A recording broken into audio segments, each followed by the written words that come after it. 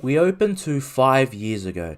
Now, I'm not mad or anything with the show, but I've just noticed that we've had a lot of flashbacks within the show so far. In episode 2, we had the flashback for Jack establishing his character. In episode 3, we had another flashback where it took place after Nemesis with Riker and Picard in Guinan's bar. With this episode, it takes place 5 years beforehand. Picard is having lunch when a bunch of Starfleet cadets approach him and ask him about a story. He talks about faith in his crew, and if they all work together, they can get through anything. Juxtaposed to their current situation, where Picard and the crew of the Titan are on their last leg, where power is going out and the nebula is having bursts of energy. In the business, we call this foreshadowing. Riker and Picard make up and discuss about the effect of losing Thaddeus took on Riker. Riker admits he was running from the feeling of, well, feeling nothing, because his wife is an empath and can feel everything, but Riker wasn't feeling anything.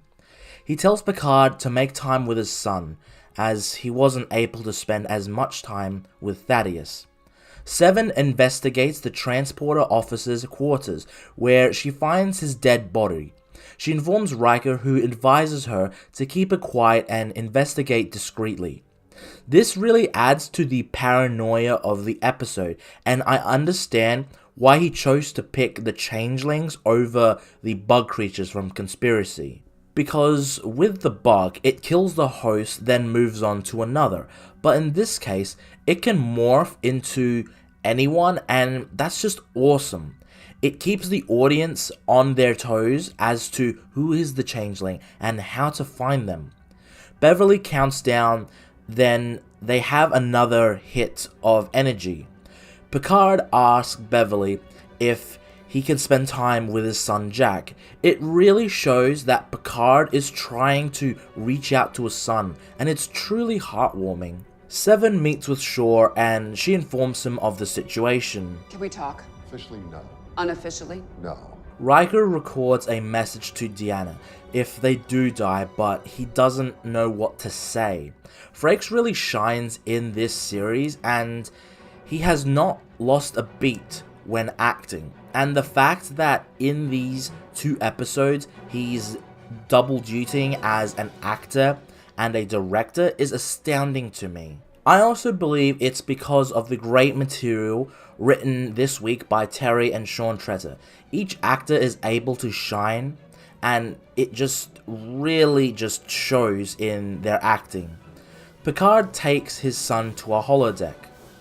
Wait, why not just use the power from the holodeck to the ship? Isn't that drowning the ship's power?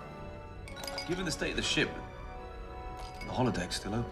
Well, it relies on a small, independent power cell for this very reason, so that in times of distress, it can be a kind of sanctuary.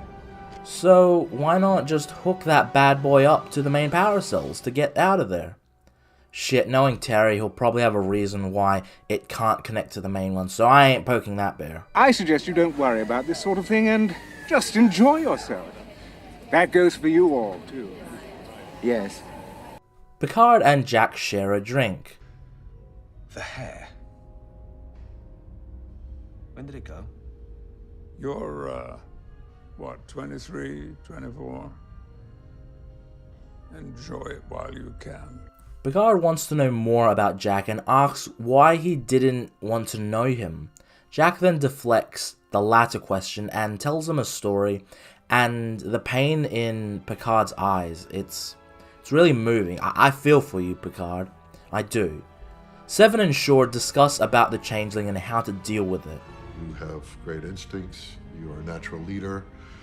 Make a great captain one day. Which is something I totally would say. If you were a changeling and not just a dick. Fine, Terry, I'm waving my white flag. This show is great, and Todd Stashwick as Liam Shaw is great. I 100% think you should do a Titan show set in the 25th century. Steal their pop. pot. I'm assuming you're not referring to cannabis.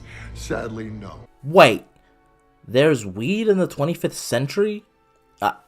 I have so many questions. Is it legal on Earth worldwide? Is it pure weed? Since in the future, I'm sure that a ton of aliens put artificial crap in it. Is it still classified as a drug, since there are more advanced drugs in the future? Is it still in demand in the 25th century? What are other aliens' reactions to weed? It just raises too many questions. No, instead it is an actual pot, and we even get to see Odo just there. That's awesome. It's a cool little detail. Thank you, Captain. Whatever. Once again, Beverly counts down when a surge of power hits the ship. It's odd. It reminds me of something. Something round, big, happens after 9 months. What could it be? Seven looks for the goop's pot and finds it's behind a lighting panel. She then takes it to scan the goop for the changeling. We cut to the Shrike where she cuts off her hand and it turns out that she is in fact a changeling. And it morphs into a communication thing. At least that's what I'm gathering from it. Well, that's fun. She has been ordered to pursue the Titan in order to get Jack Crusher. This sets up the big bad of the series, even though it is a mystery as to who it is.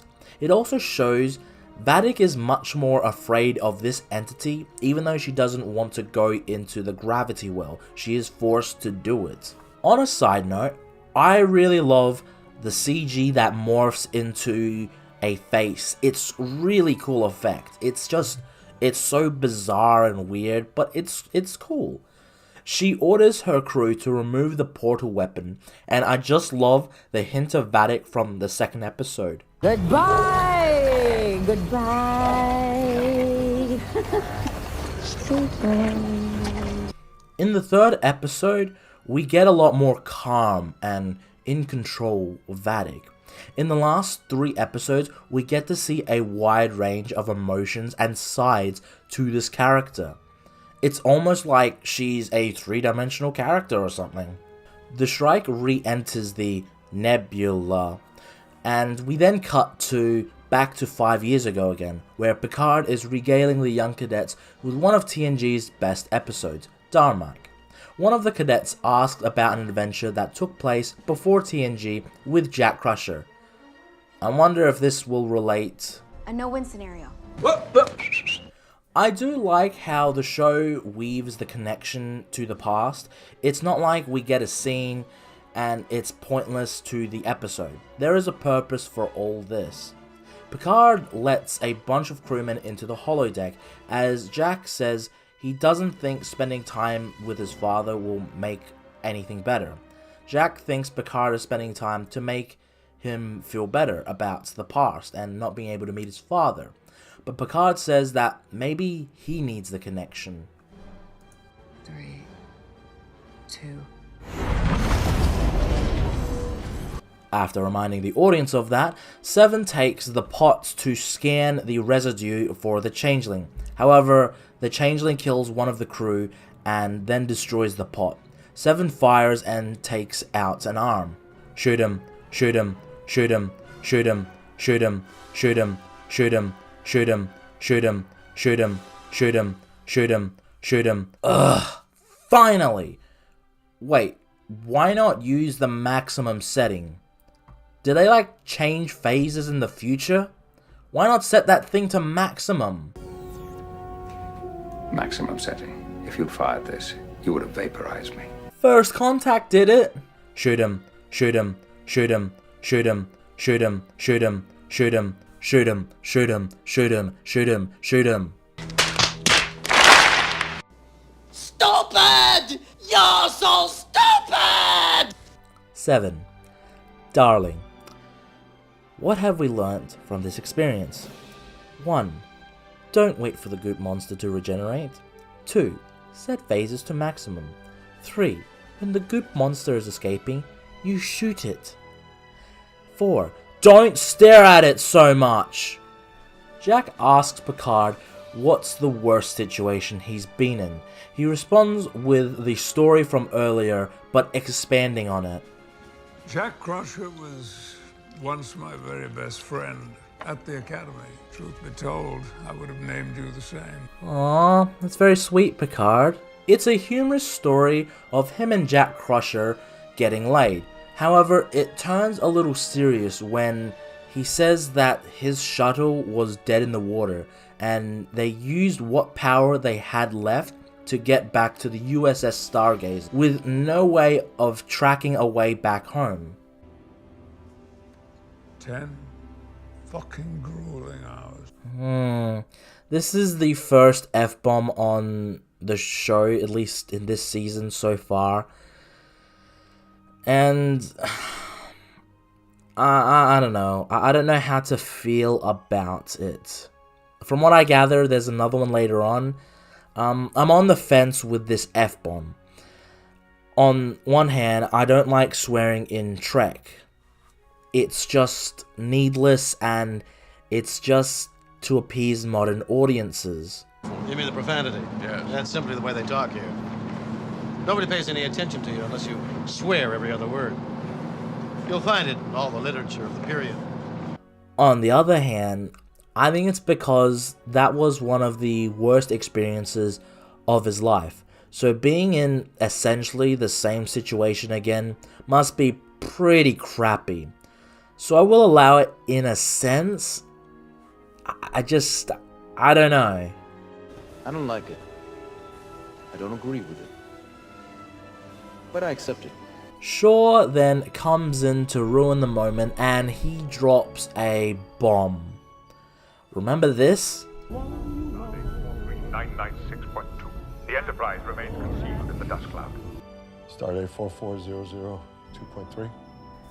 He was a crewman of the USS Constance during the episode The Best of Both Worlds, in which an assimilated Picard known as Locutus was used by the Borg to take down the Federation.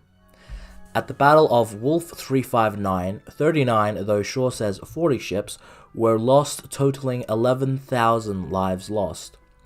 He gives his backstory, and this is why he has been very standoff with Picard and even 7 of 9. We really see Todd Stashwick stretch his acting skills.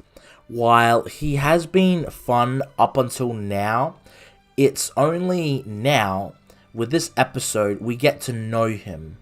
We see that this man has endured so much and he's going through so much pain, being one of 10 of his ship to survive the battle. He mentions that the Borg was on the USS Stargazer, which was last season. Now, I didn't see the episode or the ending episode, but I have seen reviews on it. So Shaw mentions that the real Borg are out there.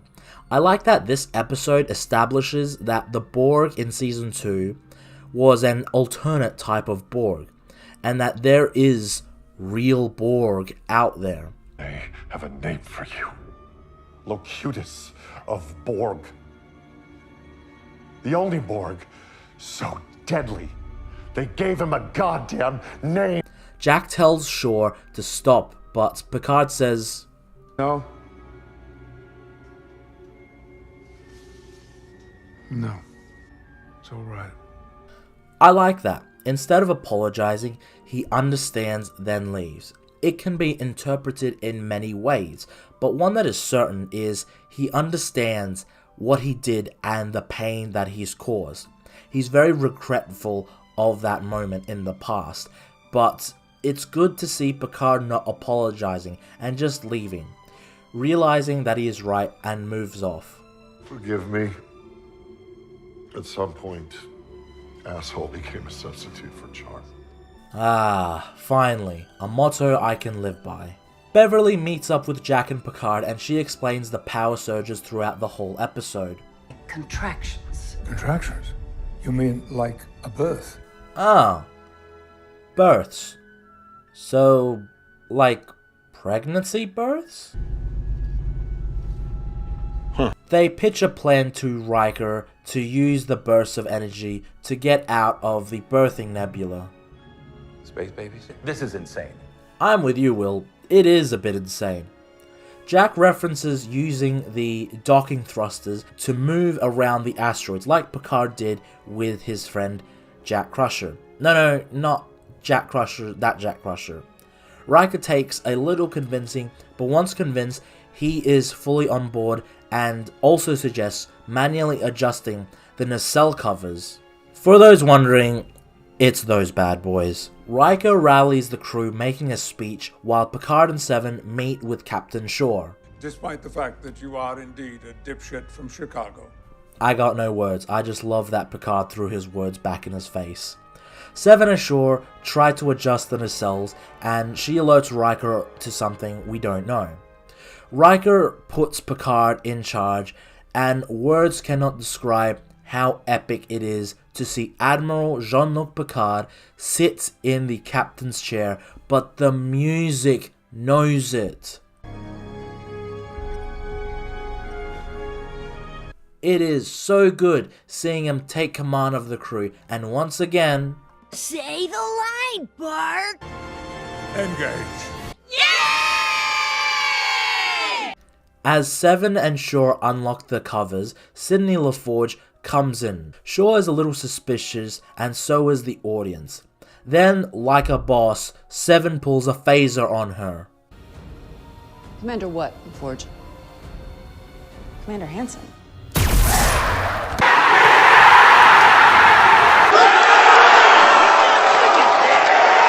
Thank you, Seven. You took my advice. Thank you. It is a neat callback to episode 3, where LaForge called her Commander 7. Even Shaw is a little surprised. They get both nacelles open, but they must avoid the asteroids. It's cool seeing Jack help out Picard, calling out the asteroids coming in. Once they have made it through the asteroid field, they still need more power, so they use the only energy they have left. Transfer all power from life support. It's a bold strategy, Cotton. Let's see if it pays off for them. So the nebula thing blew its load so massive it blew away asteroids. Impressive. Very nice. They make a mad dash out of the nebula, but of course, Vadic shows up ready to take them. Fortunately for our heroes, Riker has a trick up his sleeve. A trick he borrowed from Vadic. Fire keel thrusters. Cut the beam.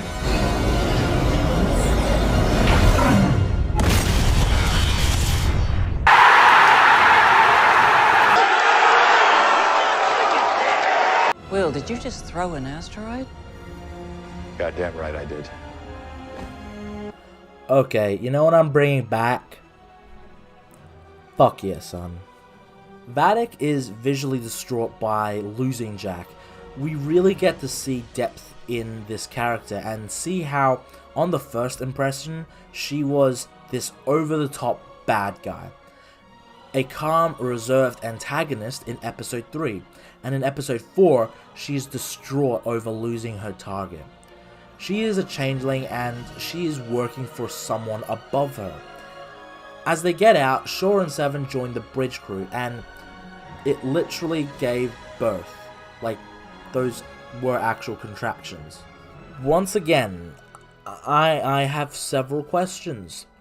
Who's the father? Did some other nebula thing come by and knock it up, or is it one of those things that can give birth on its own? What are those?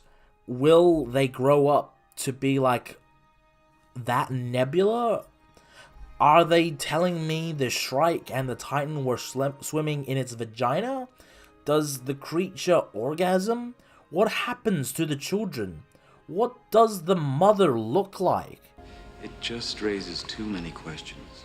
It's a lovely moment, and Beverly even references an iconic line from Star Trek. To seek out new life.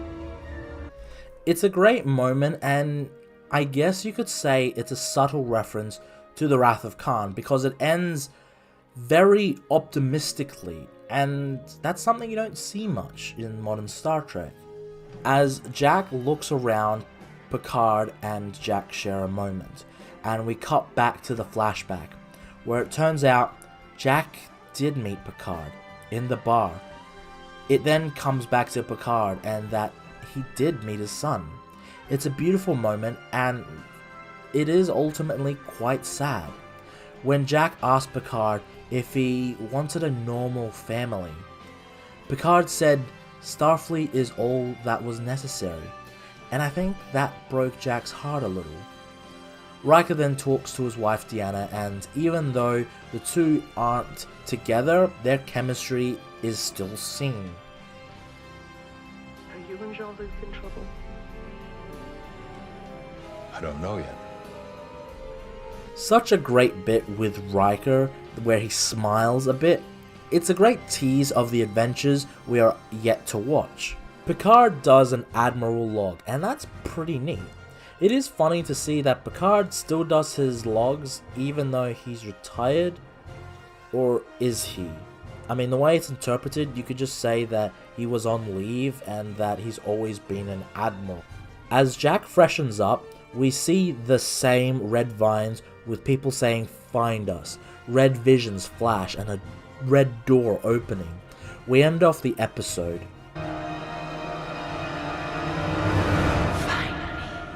Not a gigantic cliffhanger like the last 3 episodes, however it ends off a way that sets up the rest of the season while also concluding this 4 episode mini arc. If this hasn't sold you so far, I don't know what will. I seriously don't. What I love about, in particular, this episode is that it is confined to the Titan. We aren't cutting back to Raffi and Worf. Besides the flashback to 5 years ago, it's all about the Titan. This episode is well paced, well acted by everyone, like every main character, and it ends the 4 episode mini arc in essentially a nice little bow. I'm not gonna lie, if someone did a fan edit cutting out Raffi sections from the first 3 episodes, the weird Vine Vision thing, and the Vatic is a lackey, also maybe cut down on the swearing, you would have an entertaining 3-hour or so Next Generation film. It's really well done. Okay, let's switch gears, talk about the negatives. I'm using quotations for negatives because I really don't mind them, but they are still negatives for me in some regards. So first, the F-bomb. I'm not a fan of swearing in Star Trek, never have been. But under the circumstances, I'll allow it. And apparently it was an improv by Sir Patrick himself. Now, again, not really a big fan of swearing, but it does show the dire situation that they are in. Now, the flashbacks. I don't mind them, but we have been getting a fair amount of them in the last 3 episodes. It isn't annoying me as of yet, but it does become noticeable. I do like how they connect to the events of the episode. I really like episode 3 and 4's flashbacks. Now, positives. I love the backstory for sure. It's still great seeing that the events of the best of both worlds are still mentioned to this day. I mean, considering that it is still a lingering memory of Picard, a moment in his past he wishes he could fix, it's no surprise that still some people haven't moved on from that terrible event. The interactions between Picard and Jack are really great. Ed Spilliers is a fantastic actor and he has great chemistry with Patrick Stewart. I think if you aren't sold on this yet, then I don't know what to tell you. This is great Star Trek, and if you're one of those people that tear down people for liking it, then I got some news for you, mate. Just because I like the season of Picard doesn't mean I like Kurtzman era Trek. I hope you enjoyed this review. If you liked the video, please leave a like below, subscribe, comment, and ring the bell icon. Enjoy your day and have a good one.